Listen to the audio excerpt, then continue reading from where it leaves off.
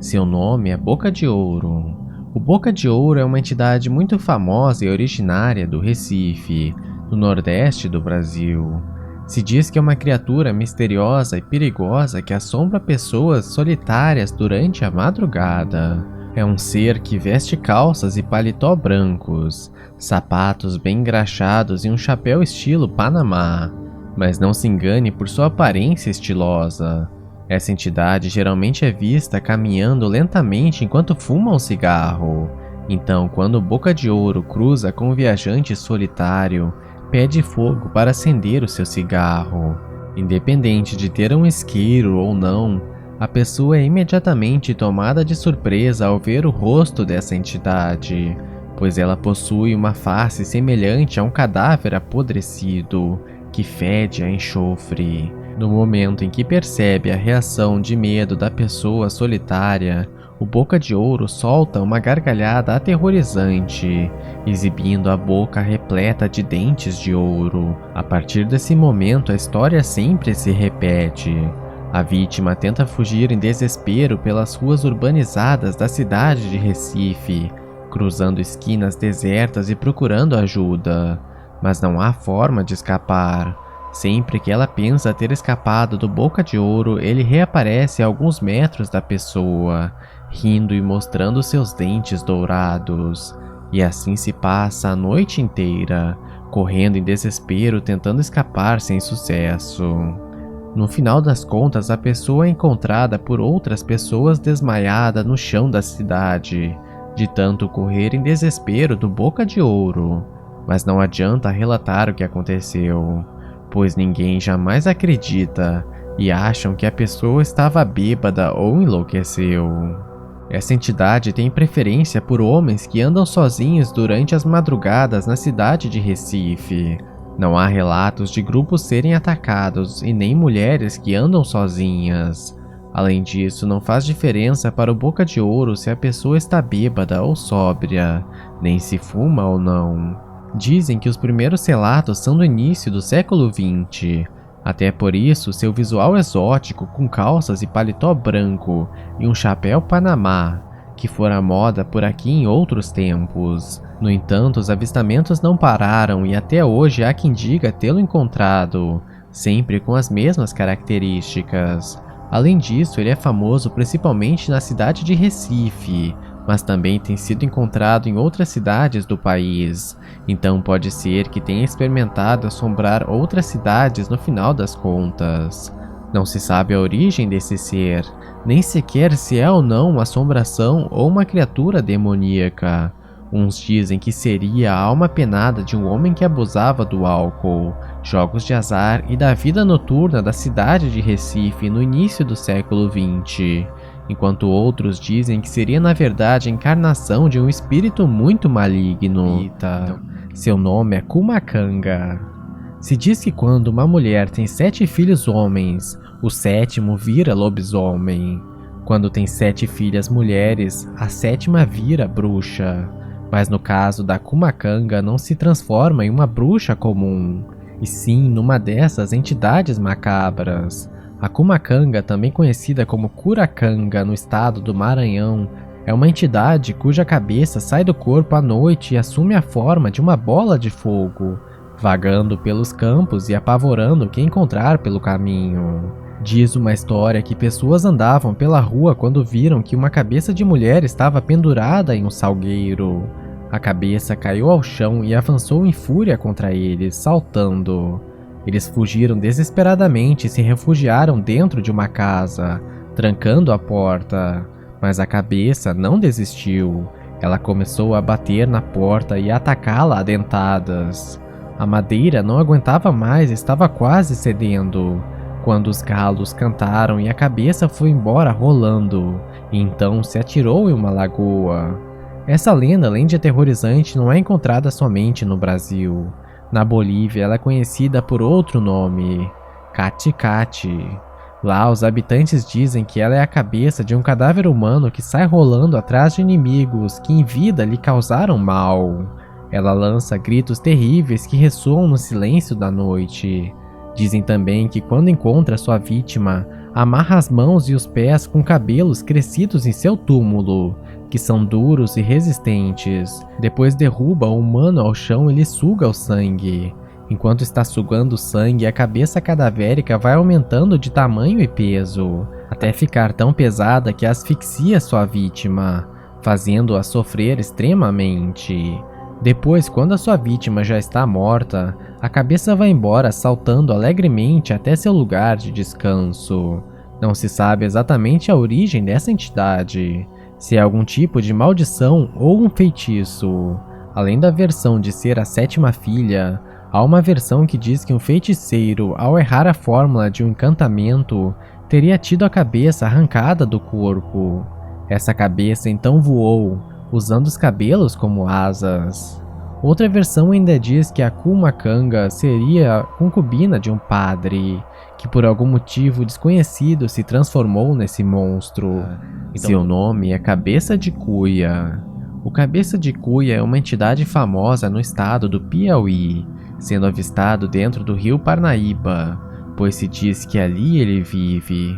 É um ser alto, magro, com cabelo longo que cai pela testa e sacode quando ele nada. Se diz que costuma aparecer em certos dias da semana, sempre à noite.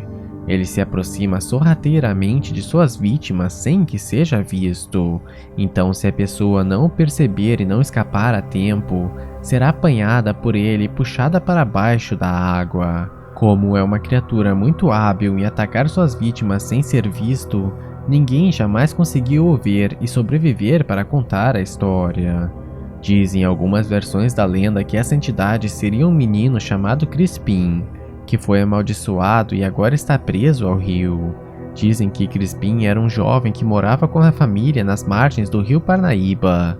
Era uma família humilde que batalhava a cada dia por sua sobrevivência, passando imensas dificuldades e muitas vezes passando fome. O pai de Crispim era pescador e acabou morrendo cedo quando ele ainda era um bebê. Então Crispim cresceu somente com sua mãe e se tornou um pescador cedo como seu pai. Mas ele não conseguia alimentar sua mãe e nem a si próprio. Um dia então, ao retornar à noite após uma pescaria ruim, sua mãe lhe serviu uma sopa. Devido à falta de recursos, comiam geralmente uma sopa rala com sobras e ossos. Mas nesse dia Crispim surtou e, revoltado com a miséria e a fome, arremessou o prato de sopa contra a cabeça de sua mãe, causando-lhe um ferimento mortal.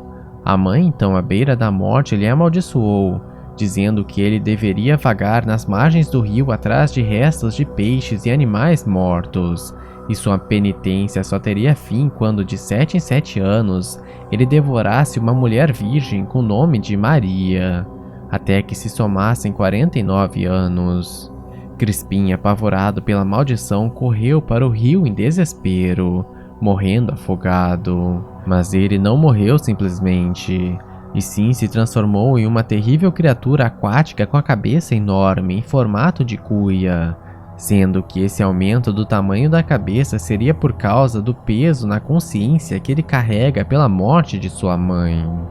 Então, por esse motivo, até hoje, o Cabeça de Cuia tenta devorar uma moça chamada Maria, e somente após encontrar as 7 Marias, retornará ao seu estado normal.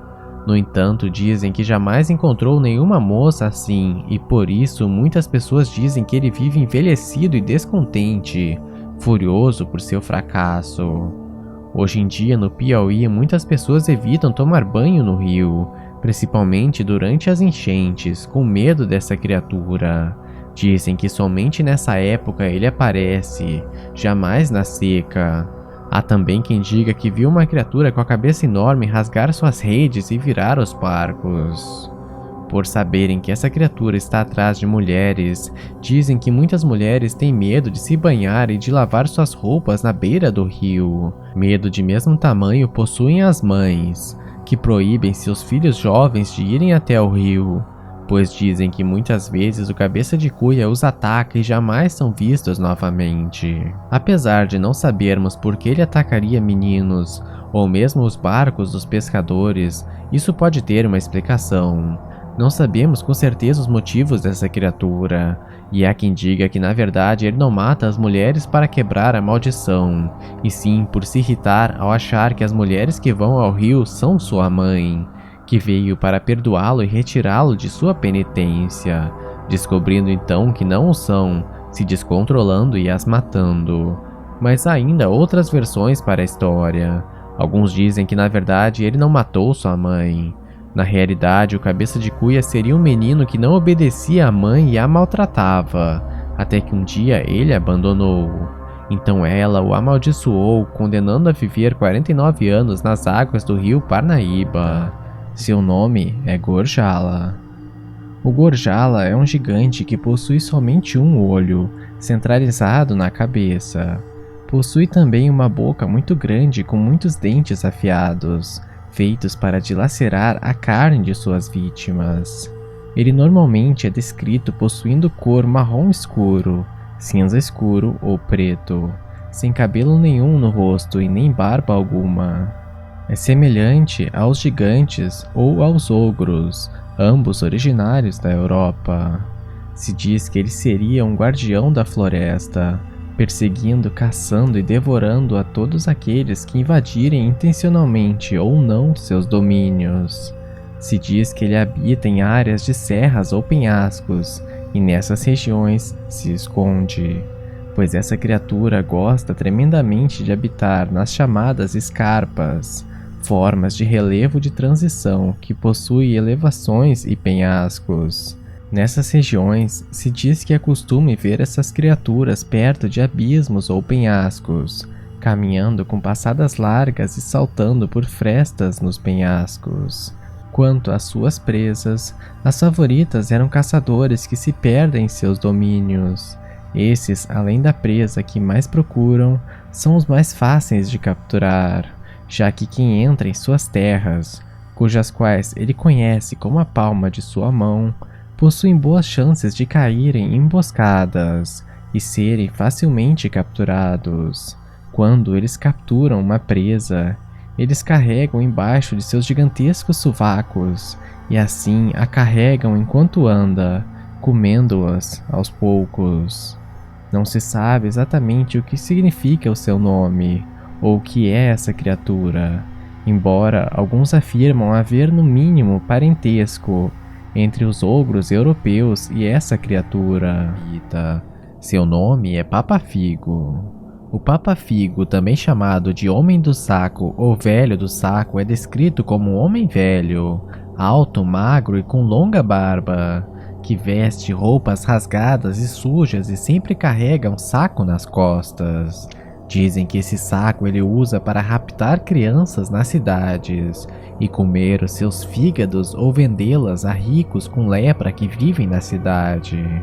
Se diz que ele sai à noite ou ao entardecer e ronda locais específicos da cidade, como saídas de escolas ou parques, e então lá aborda crianças, oferecendo brinquedos, presentes, doces, dinheiro ou comida, ou mesmo falando sobre levá-las a locais onde há muita coisa bonita e que irá encantá-las. Então, quando elas se aproximam, as coloca dentro do saco e elas nunca mais são vistas com vida. Mas por que ele leva essas crianças para os leprosos ricos da cidade? Bem, durante muito tempo a lepra foi uma das doenças mais aterrorizantes que existiam.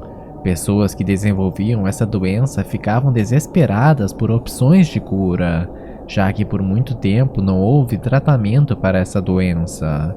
Se dizia entre os mais antigos que banho de sangue humano e degustação de fígados humanos, especificamente de crianças, eram remédios para essa doença. Então no Brasil se acreditava que ricos com lepra poderiam comprar isso, e realmente houve relatos ao longo da história de pessoas que compravam e vendiam fígado e sangue humano, principalmente de crianças. Inclusive há uma lenda muito famosa de um homem rico no Recife, que enviava muitos homens, geralmente negros, para sequestrar crianças pela cidade.